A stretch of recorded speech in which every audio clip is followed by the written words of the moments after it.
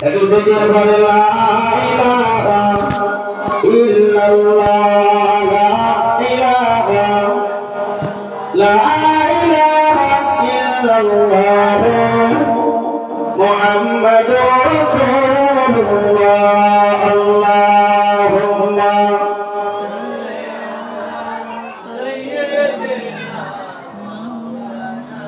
ওয়া আলা আলি সাইয়্যিদিনা।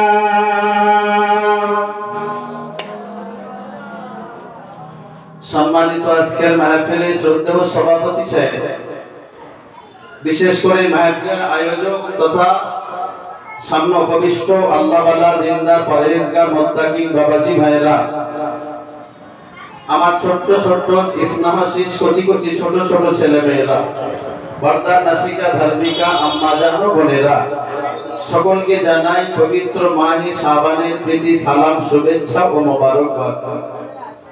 মহান স্রষ্টার দরবারে লাখো কোটি কৃতজ্ঞতা জ্ঞাপন করি যে মহান স্রষ্টা আমাকে আপনাকে এমন একটা দিনে এমন একটা সময়, সেই মহান স্রষ্টার কিছু সময় তার গুণগান গুণকীর্তন আরাধনা উপাসনা কল্পনা জল্পনা করার এবং বলার এবং শোনার মতো সুযোগ করিয়ে দিয়েছেন।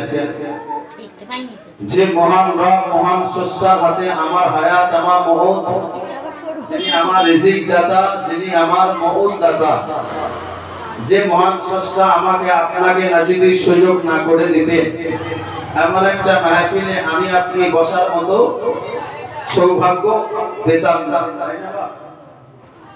সেই মহান স্রষ্টার দরবারে সকলে একটু আন্তরিকতার সঙ্গে প্রাণ ভরে উজাড় মনে বলি আলহামদুলিল্লাহ।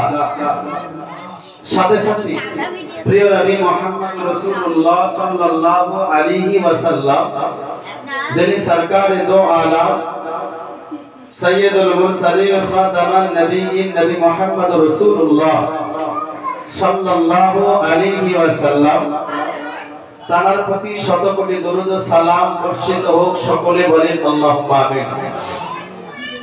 প্রিয় ভাইরা, এতক্ষণ ধরে দীর্ঘক্ষণ ধরে আপনাদের পরিচিতি,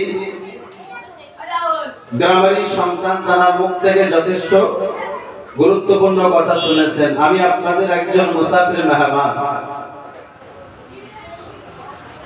আমি সংক্ষিপ্ত সময়ে আমি আল্লাহ চাইলে কিছু কথাবার্তা আপনাদের কাছে আলাপ আলোচনা রাখবো। তবে মাইকের আওয়াজ যতদূর পর্যন্ত পৌঁছাচ্ছে, কি নারী কি পুরুষ সকলকে এটা জেনে রাখা দরকার, এই সময়টা, এই দিনটা, এই রাতটা, এই মাসটা কোন মাস? পবিত্র মাহে শাবান মাস। এই মাহে শাবান মানে পবিত্র লাইলাতুন নিসফি শাবান আমাদের কাছ থেকে বিদায় নিয়েছে। এই শাবান মাসের অর্থ হলো এটা একটা মুক্তির মাস, পাপ থেকে মুক্তি হওয়ার মাস, অন্যায় থেকে গুনাহ থেকে মুক্তি হওয়ার মাস, জাহান্নাম থেকে নিষ্কৃতি পাওয়ার মাস, জাহান্নাম থেকে মুক্তি পাওয়ার মাস হচ্ছে মাহে শাবান। পবিত্র মাহে শাবান মাসে একটা রাত রয়েছে, যে রাতটা প্রসঙ্গে আল্লাহ কোরআনে বলেছেন, যে রাতটা প্রসঙ্গে আল্লাহ বলেছেন, ওই রাতে যদি কোনো বান্দা কোনো বান্দি এক রাত ইবাদত করে, আল্লাহ বলেছেন তার আমলনামায় 1 বছরের নফল ইবাদতের সওয়াব তার আমলনামায় লিখে দেওয়া হবে। জি, শুধু তাই নয়, পৃথিবীর জমিনে প্রত্যেকটা মানুষের হায়াত এবং মওত, ব্যবসা বাণিজ্য, সাংসারিক জীবন, দাম্পত্য জীবন, সমস্ত সবকিছু সিলেক্টেড হয় পবিত্র এই মাহে শাবান মাসে। তো আমি আপনি পবিত্র নিসফি শাবান আমাদের কাছ থেকে বিদায় নিয়েছে, আমার আপনার জীবনটা কতটুকু আল্লাহর কাছে উজাড় করতে পেরেছি, আর আমার জীবনের গুনার জন্য আল্লাহর কাছে কতটুকু কাঁদতে পেরেছি। আল্লাহ, আমি একজন গুনাহগার, আমি একজন পাপী, অধম, নগণ্য, অযোগ্য বান্দা।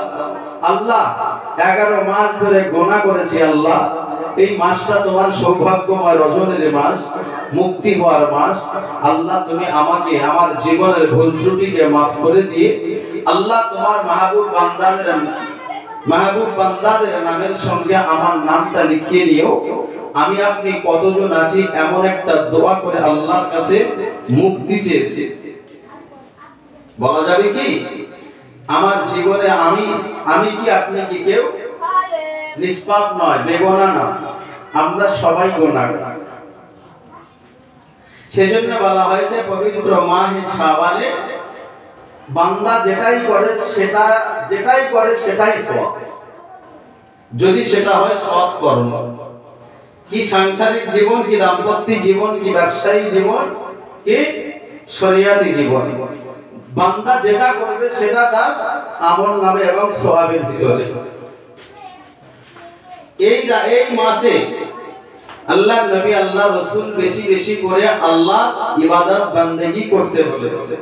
আচ্ছা বাবু, আমরা যে কটা মানুষ এখানে বসে আছি আর যত মানুষ দূরে অদূরে বসে আছে, আপনি কি আমাকে বলবেন জীবনে আমরা যত গুনাহ করেছি, আমরা জীবনে যত পাপ করেছি, এর জন্য আমরা কোনোদিন লজ্জিত হয়েছি? যে লজ্জিত হইনি কেন? সেই লজ্জা বলে জিনিসটা আমার ভিতরে নেই যে আমি একজন পাপী গুনাহগার। এই পবিত্র মাহে শাবানে বান্দার সমস্ত আমল নামাগুলো আল্লাহর কাছে কি করা হয়? পেশ করা হয়। টানা 11টা মাস আল্লাহর ফেরেশতাদের বলেন না যে ফেরেশতারা আমার বান্দার আমল নামাগুলো আমাকে একটু দেখাও, কিন্তু আল্লাহ পবিত্র মাহে শাবান যখন আসে তখন বান্দার আমল নামাগুলো দেখতে চান। অসুবিধা হচ্ছে শাবানের কিছু আলোচনা রাখছি যে তো আল্লাহ সমস্ত বান্দাদের আমলনামাগুলো আল্লাহ দেখতে চায়। 1 তারিখে আম্মা জান আয়েশা সিদ্দিকা রাদিয়াল্লাহু তাআলা আনহা আমার নবীকে দেখতে পেলেন বেশি বেশি আমলের ভিতরে রয়েছেন, ইবাদতের ভিতরে রয়েছেন। আম্মা জান আয়েশা আমার নবীকে জিজ্ঞাসা করলেন,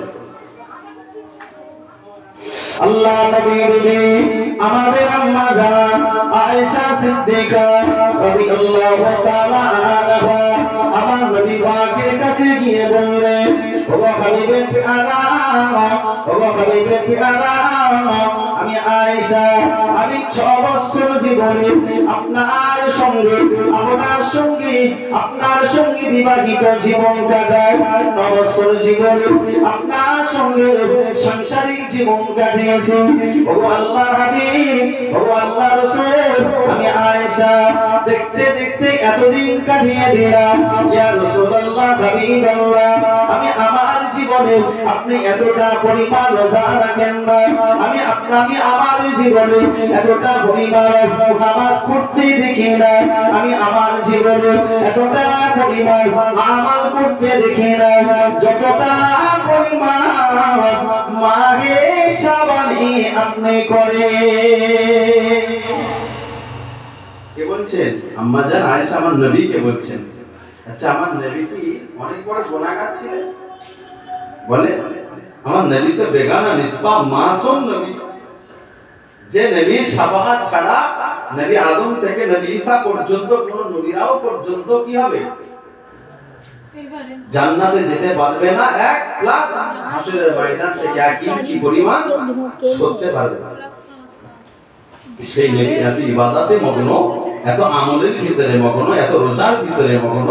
আম্মা জান আয়েশা বলছে, ইয়া রাসূলুল্লাহ, হাবিবাল্লাহ, আমি সারা বছর আপনাকে এতটা আমল করতে দেখি। আল্লাহ নবী আমার আম্মা জান আয়েশা সিদ্দিকা রাদিয়াল্লাহু তাআলা আনহাকে ওই দিন বলেছিলেন, ও আয়েশা সিদ্দিকা রাদিয়াল্লাহু তাআলা আনহা, আমি রাসূলুল্লাহ আমি পবিত্র মাহে শাবানে কেন এত রোজা রাখি জানো, কেন এত নামাজ পড়ি কেন জানো, কেন এত আমল করি কেন জানো? ও বিবি আয়েশা, ও বিবি আয়েশা, আমি রাসূলুল্লাহ জানিয়ে দিলাম আল্লাহ পাক আল্লাহ তাআলা 11টা মাস বান্দা আমলনামা দেখেন না। ওগো বিবি আয়েশা, আমি রাসূলুল্লাহ জানালাম পবিত্র মাহে শাবান মাস আল্লাহ পাকের মাহে শাবান মাস পড়েছে যায়। ও বিবি আয়েশা সিদ্দিকা, আমার আল্লাহ পাক ফেরেশতাদের ডেকে ডেকে বলে, ও আমার মালায়েকারা, ও আমার ফেরেশতা মণ্ডলীরা, আমার বান্দাদের আমলনামাগুলো একটু দেখিয়ে দাও, আমার বান্দিদের আমলনামাগুলো একটু দেখিয়ে দাও। আমি আল্লাহ আমার বান্দাদের আমলনামাটা একটু দেখতে চাই। ওই আয়েশা, আমি রাসূলুল্লাহ আমার আমলনামাটা যখন আল্লাহর কাছে পেশ করা হবে, আমি রাসূলুল্লাহ যখন আমার আমলনামাটা আল্লাহ পাক দেখতে চাইবে, আল্লাহ যেন আমার আমলনামার প্রথমে যেন আমার আল্লাহ আমার আমলটা আমার ইবাদতটা যেন হয় একটা রোজা। ও আপনার পেপার পড়েন তো, যারা কন্টিনিউ পেপার পড়েন দেখবেন তারা ওই হেডলাইন দেখলে বুঝতে পারে এর ভিতরে কি বলতে চেয়েছে। সব পড়ে কি সে তো পেপারে হাফেজ হয়ে যাবে। আল্লাহ মোটা আমলনামা যদি উপরে যদি কারোর ভূমিকাতে হেডলাইনে লেখা থাকে বান্দার সৎকর্ম নামাজ, বান্দার সৎকর্ম রোজা, বান্দার সৎকর্ম দান, তাহলে আল্লাহ ভূমিকা দেখে বুঝতে পারবে যে বান্দা ভিতরে কি করতে চেয়েছে। পেপারে হেডলাইন দেখে যেমন একজন পেপার পারফেক্ট পেপার পড়নেওয়ালা মানুষ যেন বুঝতে পারে, ঠিক তদ্রূপ আল্লাহ নবী আল্লাহ রাসূল বলছেন, আয়েশা আমি নবী আমি রাসূলুল্লাহ আমার আমলনামা যখন আল্লাহ দেখতে চাইবেন তখন যেন আমলনামার ভূমিকাতেই থাকে রোজা। কেন জানো আয়েশা? ওগো বিবি আয়েশা সিদ্দিকা রাদিয়াল্লাহু তাআলা আনহা, আমি রাসূল